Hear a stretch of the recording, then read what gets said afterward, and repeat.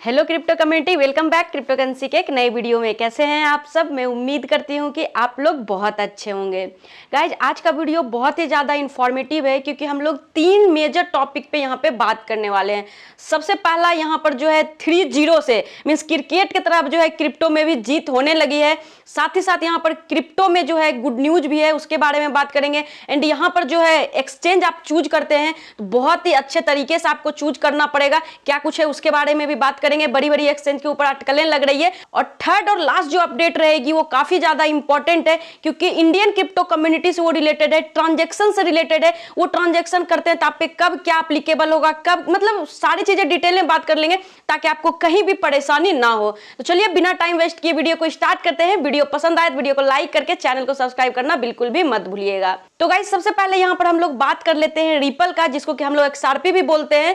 2020-21 से ही रिपल और यहाँ पर सेक के बीच काफी सारा जो है यहाँ पर मिसकम्युनिकेशन चल रहा है। मिसकम्युनिकेशन इसलिए बोल रहे हैं कि कोई प्रूफ दिए बिना यहाँ पर सेक जो है लॉसूट उसके अगेंस्ट किए जा रही है। बात कुछ इस तरीके से कि कुछ दिन पहले ही आपके साथ न्यूज शेयर किए थे, अपडेट शेयर किए थे कि XRP जो है फिर से यहाँ पर सेक को मात देते हुए केस को जीत चुका है।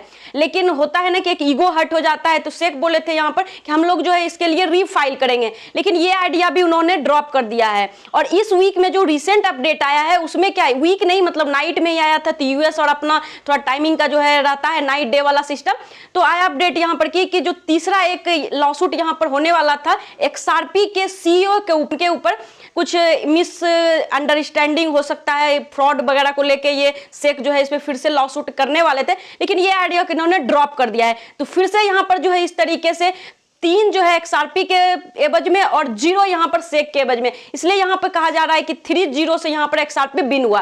और ये बहुत बड़ा मैटर करता है। देखिए, कोई भी कॉइन का कुछ पॉजिटिव अपडेट आता है तो उसका इफेक्ट BTC पे उतना नहीं पड़ता है, लेकिन अगर क्रिप्टो कम्युनिटी के द्वारा कोई केस को जीता जाता है तो उसका बहुत इंपैक्ट होता है। और इसी कारण से यहाँ पर जो है आपको BTC में भी जो है मोर देन 3% का यहाँ पर स्काई रॉकेट देखने को मिला है। और साथ ही साथ यहाँ पर XRP जीता है तो उसमें भी जो है 5% अप्रॉक्स का पंप देखने को मिला है। अब हम लोग बात करें गुड न्यूज की, तो यहां पर जब से बड़ी बड़ी कंपनियां यूएस की आई है ETF अप्रूवल के लिए, BTC ETF अप्रूवल के लिए, तब से एक माहौल बना हुआ है क्रिप्टो मार्केट में। और उसी के साथ जो है अब JP मॉर्गन का ये कहना है कि इस साल के लास्ट में या फिर 2024 के 10 जनवरी को बात करते हैं, मतलब फर्स्ट सेकेंड वीक में जो है यहाँ पर बिटकॉइन ETF अप्रूवल मिल सकता है कंपनियों को। अगर ये चीजें होती है तो सोने पे सुहागा हो जाएगा। और साथ ही साथ यहाँ पर जो है बिटकॉइन हाल्विंग भी होने वाला है। तो एक अच्छा यहाँ पर जो है मूव हम लोग को क्रिप्टो मार्केट में देखने को मिलेगा। तो ये थी आपके लिए खुशखबरी कि यहाँ पर जो है JP मॉर्गन के द्वारा ये चीजें बोला गया है, डेट भी प्रिडिक्ट कर दिया गया है। जहां तक सारी कंपनियां की डेडलाइन की बात है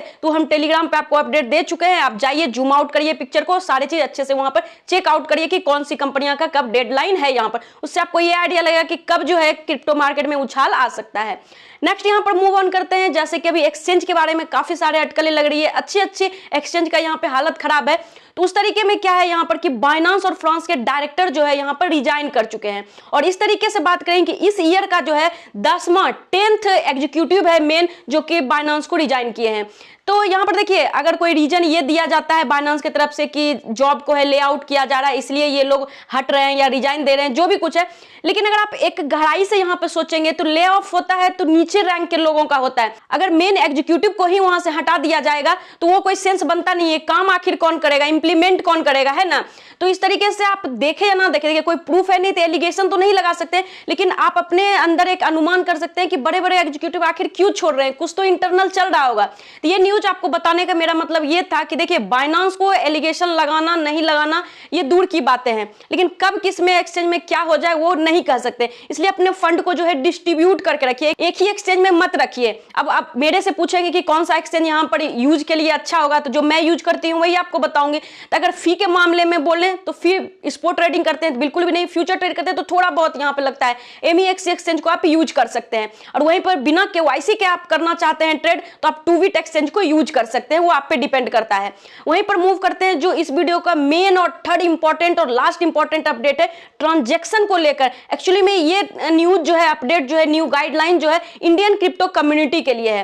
एक्चुअली में यहाँ पर क्या है कि अगर आप इंटरनेशनल ट्रांजेक्शन करते हैं 50,000 से ज्यादा तो आपको जो है यहाँ पर रिपोर्ट करना पड़ेगा। ये नॉर्मल यूजर के लिए था, लेकिन यहाँ पर जो है अब इसमें जो है क्रिप्टो यूजर को भी इंक्लूड कर दिया गया है। थोड़ा सा डीप में चलते हैं ताकि आपको आइडिया लग सके कि क्या आप कुछ आप करते हैं तो आप पे भी ये न्यू गाइडलाइन अप्लाई होगा। तो यहाँ पर एक लॉ है prevention of money laundering act 2022। इसमें ऐसा बोला गया था कि जो बड़े फाइनेंशियल इंस्टीट्यूट है, बड़ी बैंकिंग कंपनीज है, उसमें बड़े ट्रांजैक्शन होते हैं या कुछ इलीगल ट्रांजैक्शन होते हैं तो उसको रिपोर्ट देना पड़ेगा ताकि टेररिस्ट फाइनेंसिंग को यहाँ पे रोका जाए। लेकिन इसमें एक बिग चेंजमेंट यहाँ पर आया मार्च 2023 में फाइनेंस मिनिस्ट्री के द्वारा कि पीएमएलए एक्ट में अब जो है क्रिप्टो एक्सचेंज को भी रखा जाएगा और ऑटोमेटिक अगर क्रिप्टो एक्सचेंज वहां पे आती है क्रिप्टो यूजर भी हो ही जाती है। तो वहां पर अगर इंटरनेशनल ट्रांजैक्शन होता है तो उसको भी रिपोर्ट देना पड़ेगा, चाहे वो क्रिप्टो से क्रिप्टो हो या क्रिप्टो से फिएट हो, फिएट से क्रिप्टो हो या क्रिप्टो को होल्ड करते हैं। एंड क्रिप्टो एक्सचेंज के लिए एक यूनिट को बनाया गया FIU फाइनेंस इंटेलिजेंस यूनिट, जिसके अंदर की एक्सचेंज को जो है एक पर्सनल एग्जीक्यूटिव रखना पड़ेगा जो कि सारे इंफॉर्मेशन गवर्नमेंट तक पहुंचाएगी कि कौन सा यूजर का KYC है, कौन सा यूजर कहां ट्रांजैक्शन कर रहे हैं, क्या कर रहे हैं, किधर पैसे भेज रहे हैं, किधर से ला रहे हैं, मतलब तमाम सारी चीजें उनको मिल सके। इससे क्या होगा कि जो सस्पिशियस एक्टिविटी हो रही है वो पता चल जाएगा उन लोगों को। और जो इस वीक में बहुत बड़ी चेंजमेंट जो आई है वो ये है कि पहले ये चीजें का जो लिमिटेशन था वो 5 लाख तक था, लेकिन अब उसी को रिड्यूस करके यहाँ पर जो है 50,000 तक कर दिया गया है। मींस 50,000 का कोई ट्रांजैक्शन चाहे नॉर्मल लोग या क्रिप्टो में करे, क्योंकि अब क्रिप्टो एक्सचेंज क्रिप्टो भी पीएमएलए एक्ट के अंदर आ चुका है, करता है तो उसको रिपोर्ट करना पड़ेगा। ये सारी तो चीजें थी, लेकिन अब हम लोग कंक्लूजन पार्ट पे आए तो एक चीजें से आप लोग यहाँ पर समझ सकते हैं, सोच सकते हैं कि इंटरनेशनल ट्रांजैक्शन क्रिप्टो में यहाँ किसको कहा जाएगा।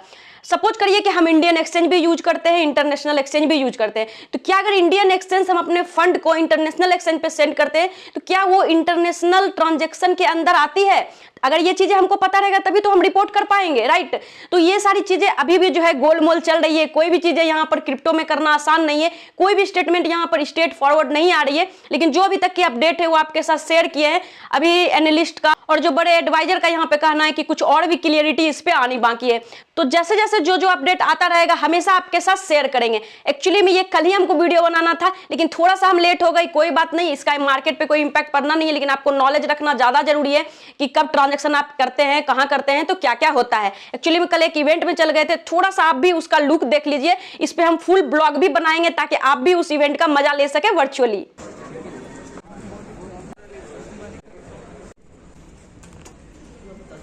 आई होप कि ये वीडियो बहुत ही ज्यादा आप लोगों के लिए इन्फॉर्मेटिव रहा होगा, चाहे वो आप XRP की बात कर ले उसका सिचुएशन समझने में, चाहे बाइनेंस एक्सचेंज के बारे में, चाहे आप इंडियन क्रिप्टो कम्युनिटी से हैं, ट्रांजैक्शन को लेकर आप डरते हैं, तो वो भी मामला आपका यहाँ पे क्लियर हो पाया होगा। तो वीडियो काफी ज्यादा हेल्पफुल रहा होगा आप लोगों के लिए। तो वीडियो को लाइक करिए, चैनल को सब्सक्राइब करिए। आज की वीडियो में इतना ही, मिलते हैं नेक्स्ट वीडियो में, तब तक के लिए take care and bye bye.